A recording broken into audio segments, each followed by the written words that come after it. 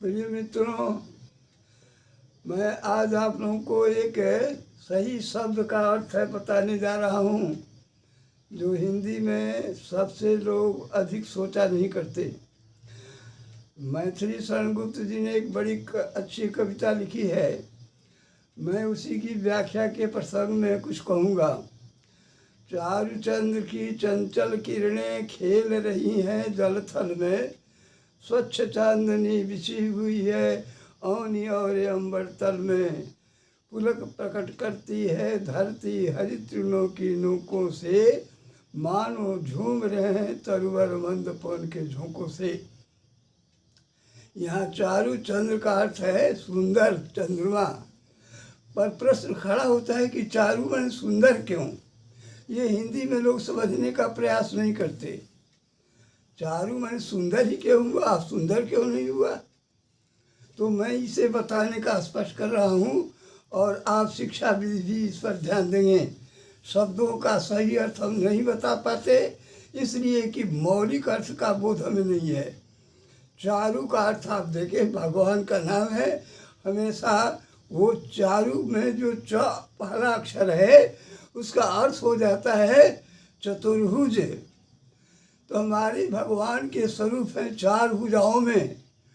वो कहे जाते हैं नीलाम्बुज श्यामल कोमलांगम सीता समारोपित वाम भागम। ऐसे जो हमारे भगवान हैं नीले कमल दल के समान हैं और वो चतुर्भुज हैं। उनकी भुजाएं चार है। तो चार भुजाओं में चौ का अर्थ हुआ चार भुजा रखना और रू का अर्थ हुआ रूप, यानी बड़े रूपवान हैं, रुचिकर हैं। रुचिकर सुंदर होता है रुचिकर। तो इसलिए चौ से निकलता है अर्थ चतुर्भुज और रू से निकलता है अर्थ रुचिकर।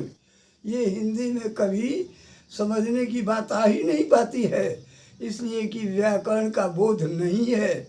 इसलिए अच्छा होगा कि हम व्याकरण जैसे शब्दों का अर्थ करें, ऊपर ऊपर सिर्फ लेकर और बता दिया करते हैं, लेकिन मूल अर्थ का बोध नहीं हो पाता।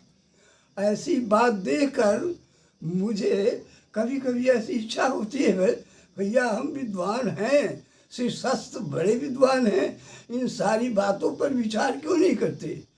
इस संस्कृत की उपेक्षा कर देने से क्या ज्ञान हमारा बढ़ जाएगा? इसलिए चारु का अर्थ याद करें, चारु चंद्र की चंचल किरणें, इस तरह की जो व्यवस्था है। हम चारु का सुंदर तो ले लेते हैं, लेकिन मूलतः अर्थ हुआ जो माने चतुर्भुज हमारा भगवान, जिनकी चार भुजाएं हैं। ऐसे जो हमारे भगवान हैं और जो रुचिकर हैं, सबको देखने में बड़े अच्छे लगते हैं। उनका सांवला शरीर, उनका करुणापुर शरीर और वो अच्छे दिखने वाले, ऐसे जो हमारे भगवान हैं वे ही चारु हैं, यानी चतुर्भुज रूप में सर्वत्र विराजमान है।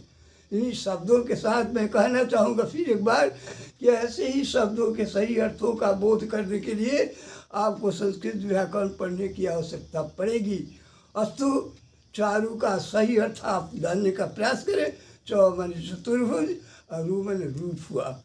अस्तु, आज इतने ही शब्दों में, फिर कुछ अगले दिन ऐसे शब्दों के बारे में कहे जाएंगे।